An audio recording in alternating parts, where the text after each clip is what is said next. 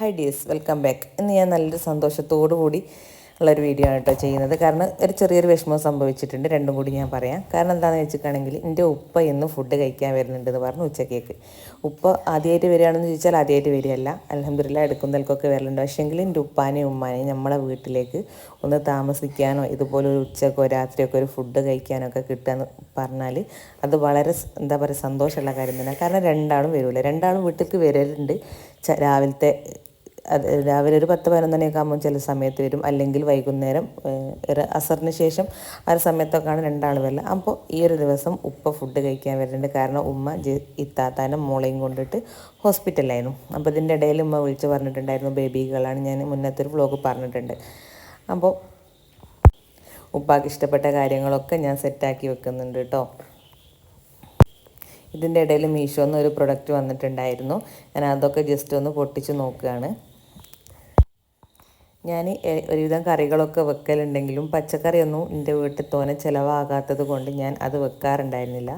ആദ്യമായിട്ട് ഞാൻ പച്ചക്കറി വെച്ചിട്ട് എൻ്റെ ഉപ്പനെ പരീക്ഷിച്ചിട്ടുണ്ട് കേട്ടോ. ഉപ്പർക്ക് അൽഹംദുലില്ലാ കുഴപ്പമൊന്നുമില്ല, ഞാൻ പരീക്ഷിച്ച് കഴിഞ്ഞിട്ടുണ്ട്. പിന്നെ അതേ മത്തി മുളകിട്ടിട്ടുണ്ട്, മോര് കറി ഉണ്ട്. ഇതൊക്കെ ഉപ്പാക്ക് ഇഷ്ടമുള്ള സംഭവം കേട്ടോ. മീൻ മുളകിട്ടതും കിട്ടിയില്ലെങ്കിലും കുഴപ്പമില്ല, പക്ഷേ മോര് കറിയൊക്കെ ഉണ്ടെങ്കിൽ ഉപ്പാക്ക് ഇഷ്ടമാണ്. പിന്നെ പപ്പടം ഉണ്ട്. ഇതൊക്കെ ഞാൻ ഇതിന് ശേഷമാണ് കേട്ടോ, ഓൽക്കൊക്കെ ഫുഡ് കൊടുത്തതിന് ശേഷമാണ് വ്ലോഗ് എടുത്തത്. അപ്പോൾ വിഷമമുള്ള കാര്യം എന്ന് പറഞ്ഞാൽ രണ്ടാമത്തെ ആൾ ഇസ്തിരിപ്പെട്ടി ഓണാക്കി വെച്ച സമയത്ത് ഇസു അതിന്മേൽ പോയിട്ട് നന്നായിട്ടൊന്ന് വീണു. അപ്പോൾ അങ്ങനെ കൈയൊക്കെ പൊള്ളിയതാണ്.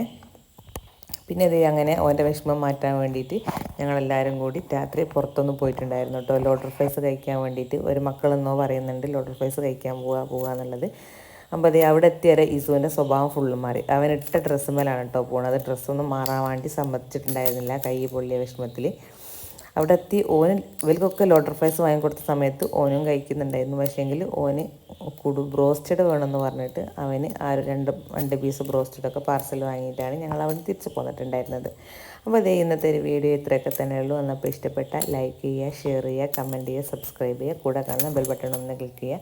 ഇൻഷാ അല്ലാഹ് വേറെ നല്ല വീഡിയോസൊക്കെ ആയിട്ട് വരുന്നതാണ്. അപ്പോൾ നിങ്ങളൊക്കെ മാക്സിമം സപ്പോർട്ട് ചെയ്യുമെന്ന് വിചാരിക്കുന്നു. ഇൻഷാ അല്ലാഹ്. ഇതിലൊരു ചുവന്ന ബലൂൺ നിങ്ങളൊക്കെ കാണുന്നുണ്ടാവും ഗൈസ്. ആ ബലൂൺ എന്നോട് പൊട്ടിപ്പോയതിൻ്റെ വിഷമം ഇതുവരെ ഇവിടെ തീർന്നിട്ടില്ല. ഞാൻ ഈ വീഡിയോ എഡിറ്റ് ചെയ്യുമ്പോൾ വരെ എന്നെ വല്ലാതെ ക്രൂരമായി മർദ്ദിക്കുകയാണ് ഗൈസ്.